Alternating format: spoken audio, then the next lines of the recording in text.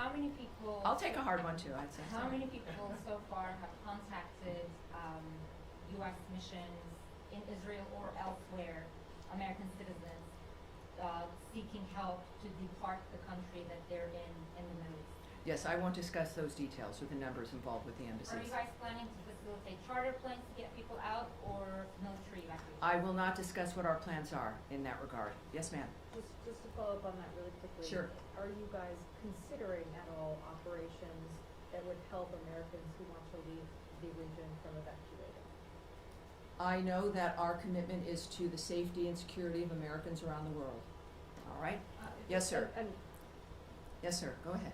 Tammy, would the U.S. government like to see regime change in Iran? First of all, I'm certainly not going to remotely address that. It would require me to speculate or speak on behalf of the president, which I will not do. What we've seen, though, is clear, is months and repeated statements that all he wants is a peaceful world.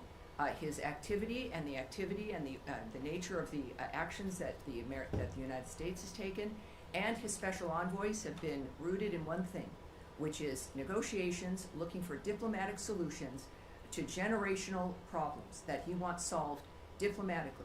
That has been his constant posture. And there has been nothing that has changed in what he wishes for, what he would hope to accomplish. And so, of course, that's not something I'm going to address. Is the U.S. government and the Israeli government on the same page when it comes to the intelligence about Iran's nuclear weapons? That is a question for the White House and perhaps the NSC. That's not something I can answer here. Nadia. Thank you, Tammy. The president said he wants to see Iran offers unconditional surrender. I'm not going to ask you to comment on the president's statement, but I'm going to ask you if the secretary is involved in any kind of diplomatic missions with his allies, with the Germans, with the French, trying to offer something to the Iranians as a way out. Well, I, again, would not speak on the details of any diplomatic conversations, if they occurred, between whom, what those details would be. We know, of course, the Secretary and the President were at the G7. Their constant work from the moment they came to office has been and certainly Secretary Rubio, was to open up conversations and to lead the world through diplomacy to make a difference. But that's the only thing that would guide me when it comes to the nature of the decisions they're making at this point. Yes, ma'am. Without getting into the details of the conversations, is the door to diplomacy with Iran on its nuclear program still open from the U.S. perspective? That would be a decision made by President Trump.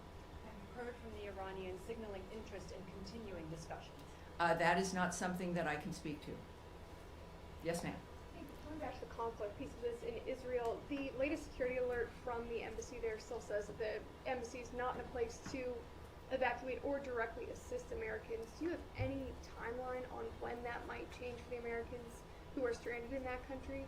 And just looking at how quickly the security situation has changed there, the travel alert was raised to a level 4 from a level 3 for the entirety of the country.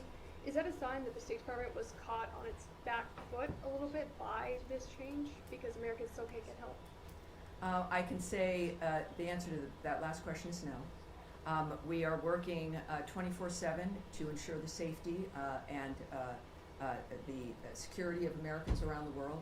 I can say that the Department of State is always planning for contingencies to assist private U.S. citizens' departure from crisis areas, and we will alert the U.S. citizenry community if there is and when there is additional information to share regarding their options during any crisis, but certainly this one as well.